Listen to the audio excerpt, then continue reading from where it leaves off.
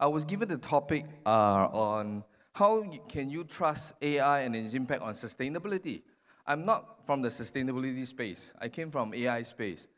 As a Malaysian boy, grew up in Tawau, a place that is very remote in the Borneo Island.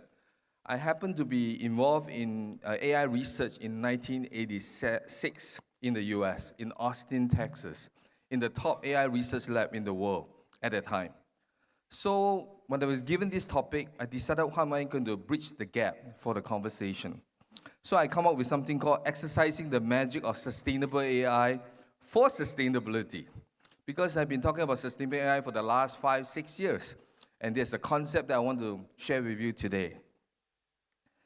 First of all, what is sustainability? All of you are experts here. I just want to put it down because I'm learning about this sustainability space.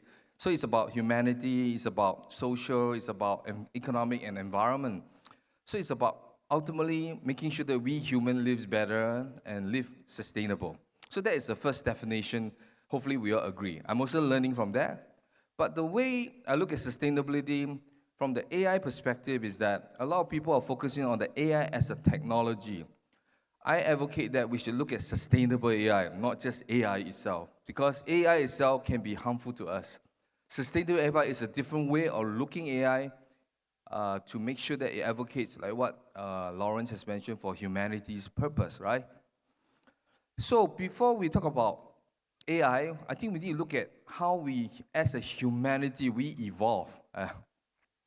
Humanity evolved with different part of the revolution, from the modern human to cognitive revolution, how our brain, how we invented languages, to agricultural revolution, a lot of agriculture in the Borneo Island. Then we have the scientific revolution. Remember the whole scientific renaissance in Europe, Newton, right? Isaac Newton, all the science of the Galileo. Of course, then we enter what we call the augmentation revolution, which the industry revolution actually happened, right? Industry 1.0, 2.0 with the steam engines, with the information revolution, with the computer, the invention of the mainframe, with the PC, then the mobile phone. Now today, we are the intelligent revolution.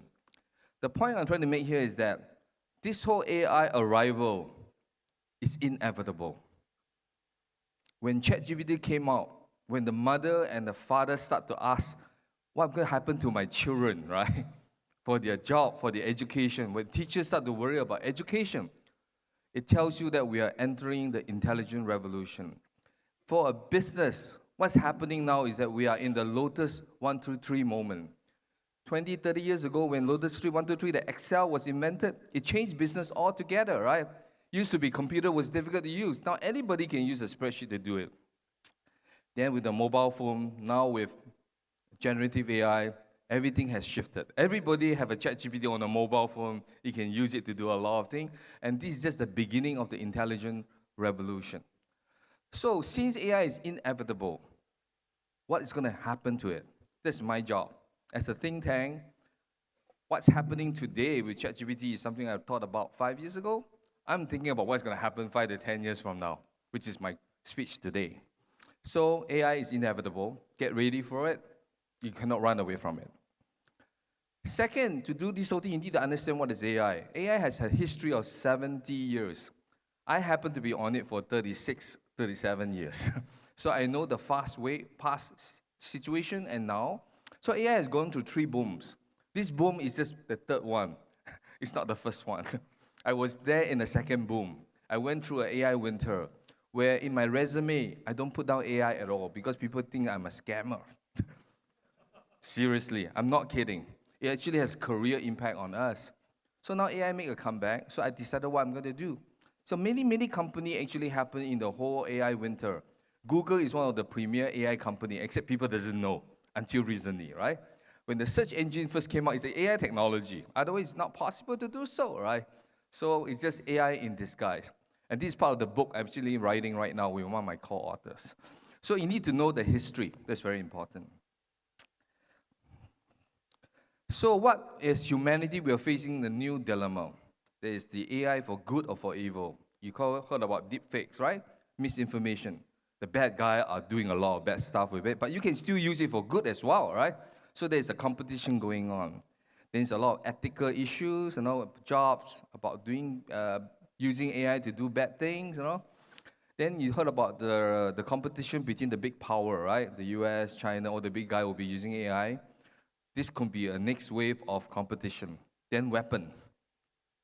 Million doom flying around. Today you saw one when you go to the forest. Imagine these are smaller, faster, with more fatal. The war is going to change.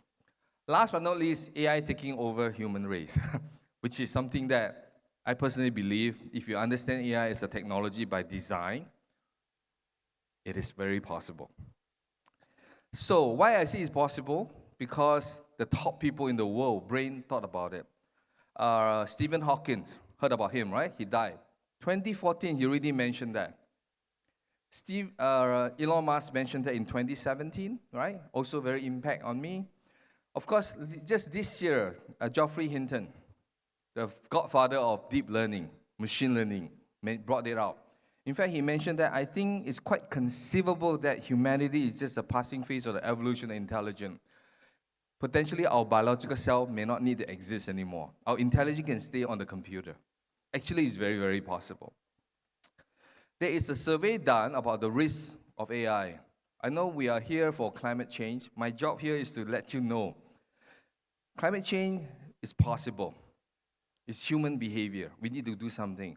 But AI risk actually can be quite high. 20% of the AI researcher thinks it's possible. I happen to be in that camp. But doesn't mean that whether it will happen or not happen. For me, it's like, let's do something about it now before it's too late. Because it takes time to compete against AI as a technology. So Isaac Asimov, the saddest aspect of life right now is that science gather knowledge faster than society gather wisdom. We need to move out to the next level of wisdom. The purpose why we are here is not just about knowledge, it's not about money, it's not about data only, it's all about wisdom. We need to have the right wisdom to survive the next existential crisis, which is AI plus also climate change. So I'm just going to my last slide. I have 1 more minute. I hope to be on time. I've been advocating sustainable AI for humanity as a think tank. We are a private think tank because I can't work with government because government would not let us do what we want. So we just do it ourselves. So I work with researchers, industry leaders, consultant, advisor across the world because I spent 20 years in the US, 20 years in China, and Malaysia, Singapore. I grew up in this area. So I think writing a book called AI for Humanity, Building a Sustainable AI for the Future, is going to come out later this year. They'll have a lot of the theory and the perspective. So the key thing in number one is make sure that AI is sustained as a progress, because AI has gone through many boom. So economically, we want it to continue, but it's humanity that caused us not to keep it going on because of human greed, or we use it for bad, right? The second part of the thing is that when you want to do AI for good, that means you want to use AI technology to support the ESG or GSE goal, right? The climate change, all this thing we're doing for planting tree, we need to use the technology to solve that. We need to focus more investment money and expertise and our education or the inspiration to the young people to focus in this area. Because the technology is very powerful, but it also can be, if you're not using it right, then you are not solving the right problem. Last but not least, is something I always concerned about, is mitigating artificial general intelligence, or the singularity. That's the moment where AI is going to supersede human. In fact, it may not need to retrieve that to do that, because it could really cause a lot of harm, like nuclear weapons, like a pandemic that's being engineered by human, right? So fundamentally, the book talk about is how do you balance technology and commercialization with the right governance. And that is a very complex topic that I can't cover today, but next time we have a chance to talk for 1 hour, I can share a lot more of that for the next future. Thank you very much for your time. Thank you.